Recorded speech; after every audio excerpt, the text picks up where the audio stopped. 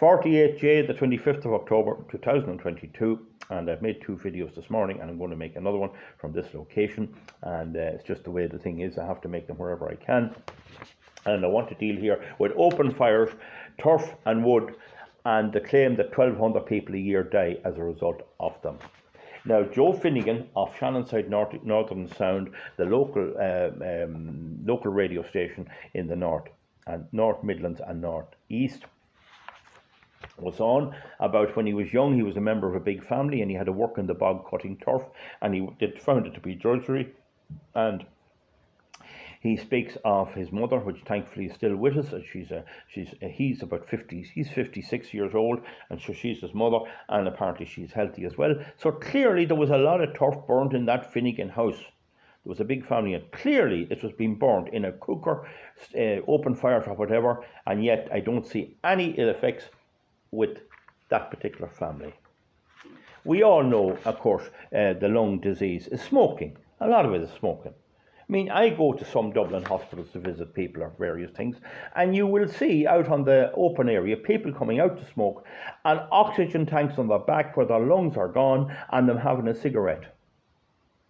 So there's no doubt smoking is a problem, but that does not mean you use it to stop people having fires in their houses. Now, all the old people long ago had turf fires, they had coal fires, they had wood fires. We didn't have turf, but they had wood fires. We might buy turf, we might use briquettes, and it was originally in the open hearth, and there'd be plenty of smoke around, and they used to have a pig carcass up in the chimney where the smoke would smoke the pig naturally, and it'd be beautiful bacon, big wide open fire. So people had to keep warm, and many people tell me that you can see how rich people were long ago. If there's still trees on the farm, they were rich enough to buy coal, or they had an alternative fuel source. But particularly, there's a lot of areas of Ireland which does not have bogs nearby, does not have turf bogs nearby. And so you can look at the various farms and see some of them were so poor they cut all the timber, and some of them were a bit better. And in the area of the northeast, in the Shirley Wood and in Pratt's Wood in Carrickmacross, and all up there in Louth, there were always bits of woods attached to these big landlords' estates, and you would go in with a crosscut and you'd cut a tree with a crosscut. Imagine cutting it with a crosscut, not a chainsaw, 2 people. Imagine cutting up a big tree the whole time with them. That's the work that had to go in, and that's how much effort had to go in to cut the timber so you could have a warm fire in the evening. Yet I knew people who did this. I knew them to live to be 80 and 90, not a bother on them. My own grandmother died in 1970, aged 99. She grew up in a house where there were open fires all over the place. There was one in the kitchen, and there was one in the parlour and one in one of the bedrooms, and they were going there full blast, and they sometimes did have fires in the bedrooms. It wasn't uncommon to have fires in the bedroom, and I remember my old granny telling me that there were people who used to put buckets of coal lit under the bed. Now she told me that, and she wasn't one to bluff, and she said it was very, very dangerous, that it could burn the bed. But I'm only making the point that fires were all over the houses of everywhere, and nobody was any the worse of them. I myself had a range in the old farmhouse, and something went wrong with the chimney, and there was smoke all over the place, and it was burning coal, and I had no other heat. The heating was defective, and for a whole 2 winters I had a problem because I had other things to do. And when I'd wake up in the morning and cough, I'd find black soot in my spittle. You'd see the spittle jet black. And that happened to me for 2 winters. I paid no heed of it. Many other people had said, don't have the fire. I'd rather be warm. I had the fire going. Sometimes when there be inversion, when there be no wind, you would get very hard to get the fire to draw. Now, I've remedied that now. That was the case for several months of 2 winters. Not a bother on me. I don't have any chest problems, touch wood, at all. So the point about it is, I know there may be people a bit vulnerable, but this claim of the 1,200 deaths per year has to be taken in the context of the total number of deaths. It's more of the fakery of the Green movement. Now I can remember several old people, and I know folks yet who had mothers and grandfathers and grandmothers and all that, all lived in the open fire environment. The fire on the hearth, cooking the cake hanging out over the griddle, and eventually some ranges and all that. There were fires everywhere. There's a chimney to take the smoke up. It appears the Green Party don't know what a chimney is. They're thinking of banning them. So on one hand, they want fires. They don't want fires, and they don't want chimneys to take the smoke away, and to say the smoke is killing people. The old people in that regard were as healthy as wild ducks. And I know a lot of people, they eventually died, but they didn't die from chest ailments. I knew two very tough men who did die from smoking cigarettes in their 70s and their early and mid 70s. That there's no doubt that the cigarettes, I don't know about the smoke, were harmful. There's no doubt about that, but that's a personal choice, and they have control of it in public buildings, and I don't have a problem with that. But let's nail the lie. Let's nail the lie.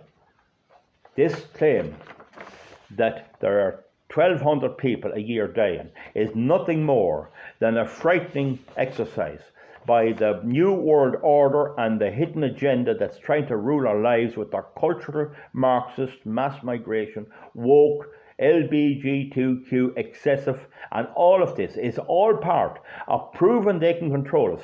And a lot of the end of the COVID was just the government proving they could control the people. They could make you do things you normally would not do. That's what it was in the beginning. I didn't mind. As it dragged on, it became obvious they wanted to control, and they've destroyed businesses and everything else over it. This thing on stopping burning fuel, maybe in Dublin City, maybe in big centres, it might be fair enough to have only smokeless fuel available. That's probably the case because there's a density of people. But definitely in rural areas, it's not a problem. There is nobody any the worse. There's no child going to school suffering or anybody else. It's all a load of horse manure, folks. It's all a method trying to control us, control what we do in every way they can. And that was the case with the old church. Way back in my young days and previous to that, I mean, my grandfather was going up the road and a drop of water fell on his lip and you had to be fasting, and it was said he wouldn't go to Holy Communion that day because he broke his fast by the water going into his mouth. You were supposed to be fasting from the night before. And this was all to control you. You couldn't eat meat during Lent. You couldn't eat meat on a Friday.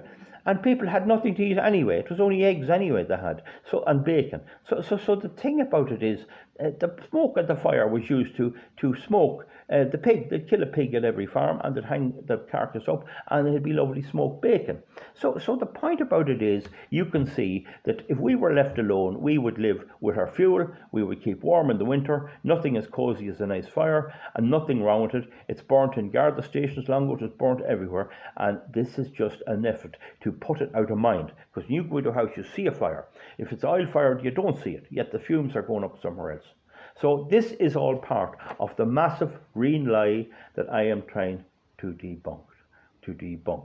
If they get their way, we'll be sitting in the cold with neither electricity, with neither light, with neither heat.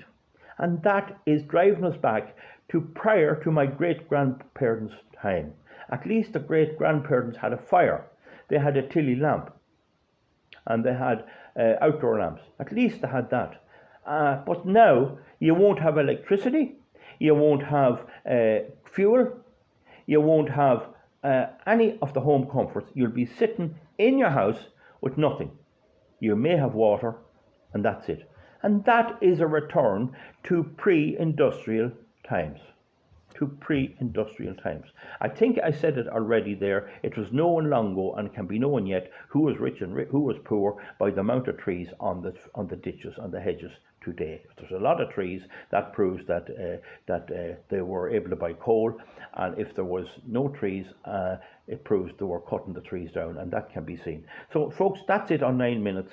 This is all part of the green scam. I'm all for controlling, reasonable controls on everything. No big thing. But I mean, it is absolutely ridiculous how they're able and how they have managed to persecute the motorist, the person with a home, they've managed to persecute them and still persuade them using the media to vote for them at election time.